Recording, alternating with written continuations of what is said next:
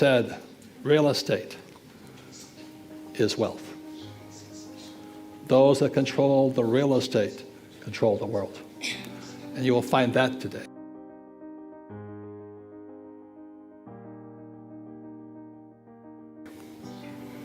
So I do not, most people invest in the stock market. I don't invest in the stock market.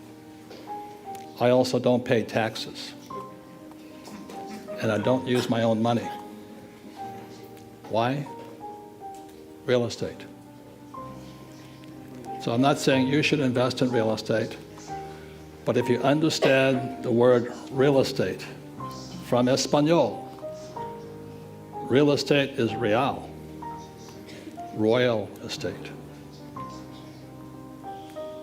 Royal estate. That's why the rich invest in real estate. Okay? Royal. Even today. Even in cyberspace, it's called intellectual property. Real estate. All right? So it's very, very different. So I signed up, signed my name, sat down on the course. 3 days later, at the end of the course, he was a great instructor because he was a real estate investor. He didn't need the money. And that's when you know the guy is real, because you could tell he didn't need the money. He liked teaching, he liked inspiring people. So it's just like my rich dad. He says, you don't need the money. So then the next thing he said at the end of the program, he says, when you leave this program, it's 3 days, Friday, Saturday, Sunday, he says, your education begins now. What you do at the end, as Kenny says, you get through the process of the 3 days and you start again. That's the process. So he says, at the end, when you end Monday morning, your job is to look at 100 properties. 100 properties in 90 days. Take everything I've taught you and look at 100 properties. That was the start. So naturally, if 30 guys and 30 guys, 35 guys in a class, they all say, okay, yeah, we'll all do it. We all break into little teams. And as you know, by Tuesday, they all quit because they're too busy. It got to the school, they didn't start here again. But there's 3 or 4 other guys and we stayed through it, and we went to real estate agents, went through the little files. It was really antiquated ways of MLS, multiple listing services. We were looking for little dinky deals, small deals, because that's all we could afford. We didn't have any money. So we kept looking, I'll go knocking on doors at real estate agents, and realtors, they're not the best investors, are they? No. They're all focused on commissions, normally. And I go knocking on the doors, and the first thing they say to me, you can't do that here. This is Hawaii. You can do that in mainland, in California, Nebraska, but you can't do it here in Hawaii. I was desperate. This guy says, well, I got what you're looking for on the island of Maui. Now, most people think Maui is too expensive. How can that be? How can Maui be affordable? But that's your block. So I flew over to Maui. I found this little 1-bedroom, 1-bath, a condo right in Kaanapali, the richest place on earth. Little 1-bedroom, 1-bath condo for $18,000. So holy mackerel. The property was a little condominium, 1 bedroom, 1 bath, $18,000 US. It was on the beach of Maui. The reason the price was so low is the market had crashed. Smart investors always wait for the crash. So this thing crashed. I had to look at 100 properties once I left the class, 3-day class.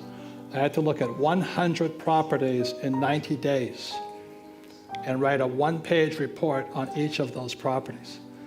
As my instructor said to me when I left that 3-day class, I was 26 years old.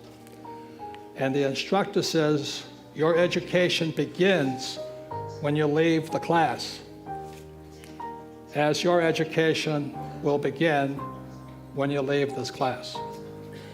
So with this here, the instructor said I had to buy the investment for 0 money. Okay? 0 money. Most people will tell you, I can't invest because I don't have money. That's a loser. Please understand this. This was 1974. The dollar had just gone off the gold standard. Everything was coming up fast. So I had to figure out how to buy it for zero. And the reason I say that is most poor people, like Padre Pobre, always says, I can't afford it. I know some of you right now are saying, well, I can't afford it. I don't have time. I have children. I have a job. I have bills to pay. And it is those excuses that keep you poor. If you do not change that talk in your head, you'll always be the poor person. So there was about 32 in my class, 3 days long. I think only 3 people completed the exercise.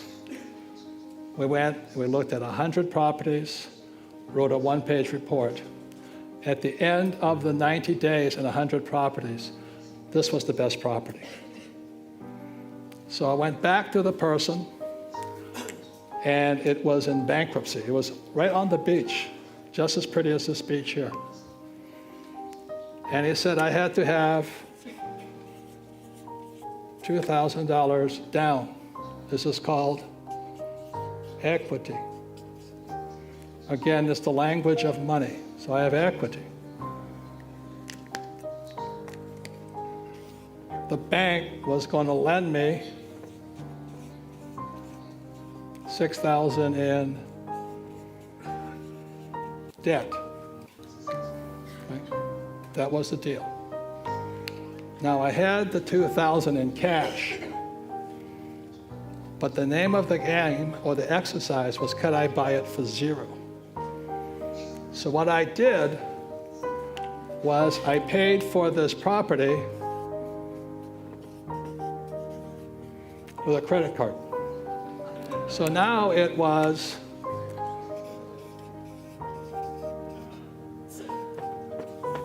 $100% debt. Okay. With that 100% debt, I made $25,000 a month. Boom.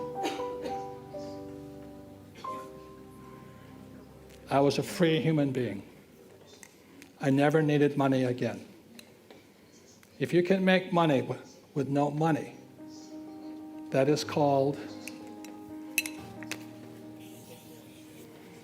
an infinite return.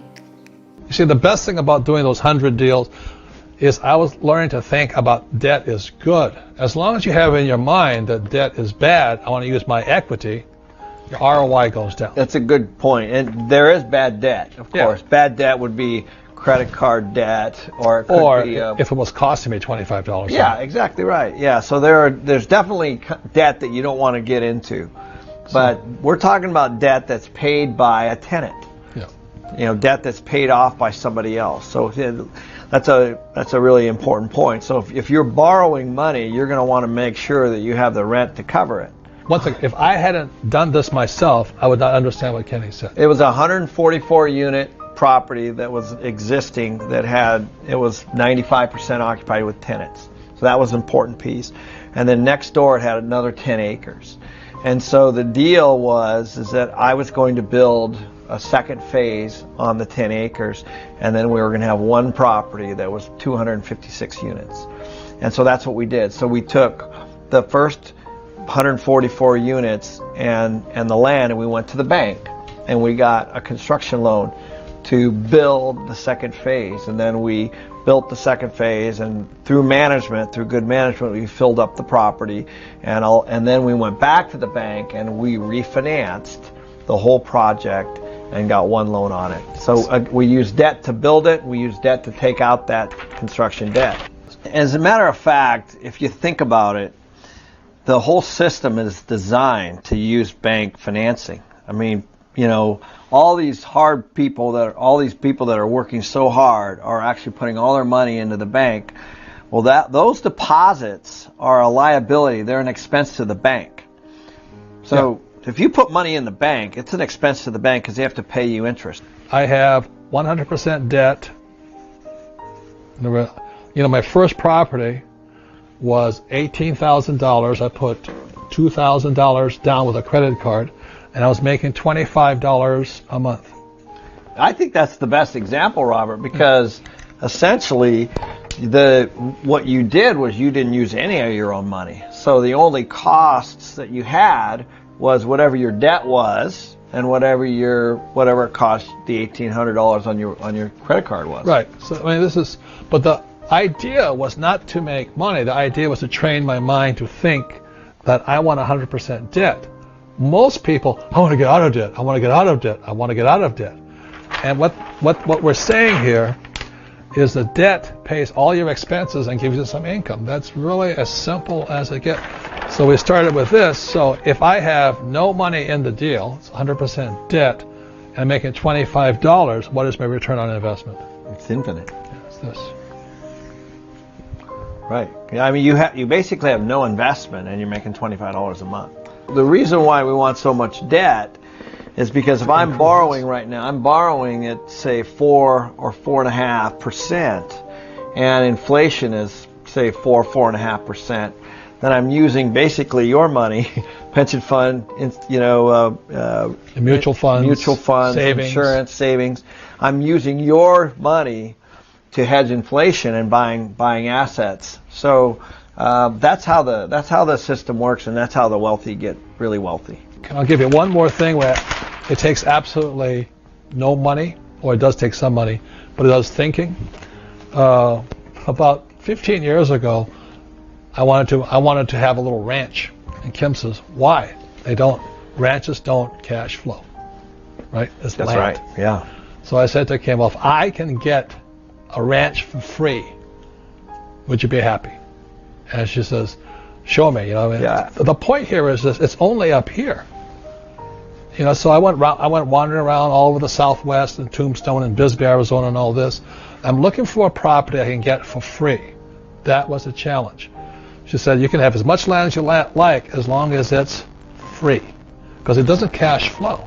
It was 80 acres in Bisbee, Arizona. So I walked up to it. I was looking at the property. And I knew it because it was a beautiful property. It was tall mountains, oak trees all over it, a little stream running through it, and all this. And the problem was it was $115,000.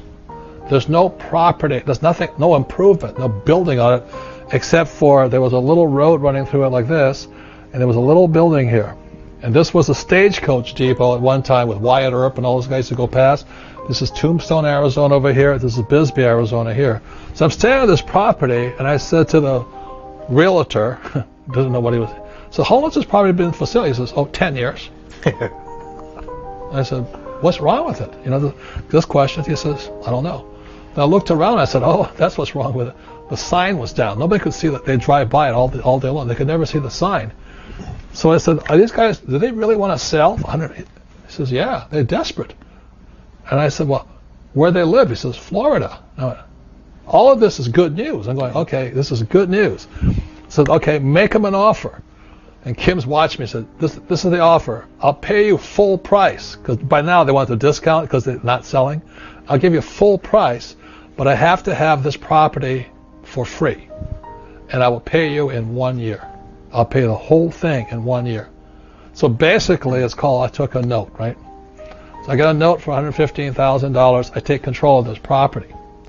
This little building here, I put $25,000 into it, and this was the stream was running like this through it, and I built a little cabin right there. So this and this, we fixed the whole thing up, and then about 9 months later, it was finished. I put it up for sale, and we sold that. We sold 30 acres. This house, this stream, I had 50 acres left, and I sold this for $215,000. So at the end of the deal, I mean, it's only going on in my head. We get 50 acres, and I put, after expenses, let's say about $80,000 in my pocket, and I had that land for free. So these guys are happy. I'm happy. Got my 50 acres. I never see it anymore. It's still beautiful. But that's how money is made from your head, just by understanding things. It's all education, and this here happens every day somewhere, every single day. That could be a mobile home park. It could be a corner for for a gas station on a commercial lot. It could be a piece for apartments. It could be a piece for single family. But this is how master plan developers make all their money. They buy a big piece of land and then they sell off parcels to the individual builders. And all the way down, people are taking chunks. And at the end, you know who pays for it all? The consumer. It's whoever, however these guys on the 30 acres made their money, or is actually pays for the whole project. Yeah, well, this I had to understand loan to value and all of those things they talk about here, but I knew this would be valued around this much, with an improved house and this. I knew the value, so I knew my target, what I had to set it out for. So these guys that went and got the loan, they borrowed whatever they borrowed, but I got the money here, and I had the 50 acres. The point here is done all the time. The one point I just wanted to make was, I think when I first started off in the business, I wanted to just do it all myself. And that was my biggest mistake. Yeah. Was I thought I needed to know everything about everything, and that actually prevented me from starting. And so now I started going to these, it's funny, you go to these seminars and you go to these different places and you see these people that are all trying to do the same thing, and they all have that spark inside of them, and everybody leaves and they don't follow up with anybody. And really, inside of that room is really their own team. So I would just encourage everybody to just start asking. You don't need to know about financing, you just need to find somebody who does, and go ask questions and put them on your team. And you don't even need to be a realtor. You just need to find somebody who is, and go find, and you start putting this team together, and the next thing you know, as you start to meet, that things start to happen, momentum starts, and that's how you get the ball rolling. And it truly is all about education, and you'll learn from other people. But the last thing you want to have is for you to be the person who has to make all the decisions on everything and know everything, because that will limit you severely. We had this property, Edgewood, Yep. and it was pumping about 300,000. Yeah. So Kim and I, every year, were receiving $300,000 And cash flow from the tenants. income, most of it tax-free, Yes. because of depreciation and all that, all those things you have to learn. So $300,000 for most people is a lot of money. The problem was Kim and I had, I think, $1 million in it, right? Yeah, I think so. We had $1 million equity in it. So what Kenny did when he refinanced it, he gave us our $1 million back. So Kim and I got all of our $1 million back, right? Yeah, through a refinance. And we still had this. Right. So we were receiving $300,000 with no money into a deal. To me, that's a great deal. Yeah, and people might ask how. So there's a lot of things that happen inside of here. One was that this was over a 5 or 6 year period. The rents had gone up. We had increased the value. And during that time, interest rates went down. If you remember, I think we borrowed the original at somewhere around 7%, and then we refinanced somewhere around 5%. So we actually saved on the loan, on the interest rate of the loan. And so what we had a property that was worth a lot more, and it still cash flowed very close to what it cash flowed before, and we got the $1 million out. And the $1 million was tax-free because it's a refinance. So when you pull money out when you put a new loan over an old loan and you pull that money out, that's tax-free. So with that $1 million, we gave it back to Kenny, another deal, money, same process, goes out, goes out, and now it's huge. Yeah, it's what we call the velocity of money. Right. So now at that point, Robert and Kim were still in the deal. They were still cash flowing, and then that $1 million was also at work somewhere else. And so I'm not saying it's easy and all that, but again, it starts as a process. Yeah, and it's funny, people ask, because now, of course, Edgewood is infinite. There's no investment in the property, and it produces a great deal of cash flow every year. And you're raising the rents, right? That's right. Yeah, we're raising the rents, especially now in this market. But now people come to us and say, do you want to sell? Do you want to sell? And the question is why would we? Because it's producing all this cash flow and we have no investment. So all it would do is create a taxable event.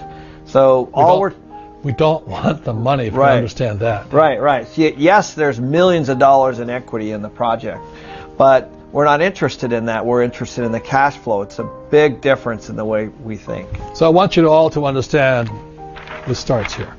Yes. And if you don't start, you don't go through the process. I oftentimes talk about it, is when I went to flight school in Florida, I couldn't fly, entered here, came out a pilot. That's the process. But if you don't go through the process, you stay here. The most important thing is how we think. Your education begins now.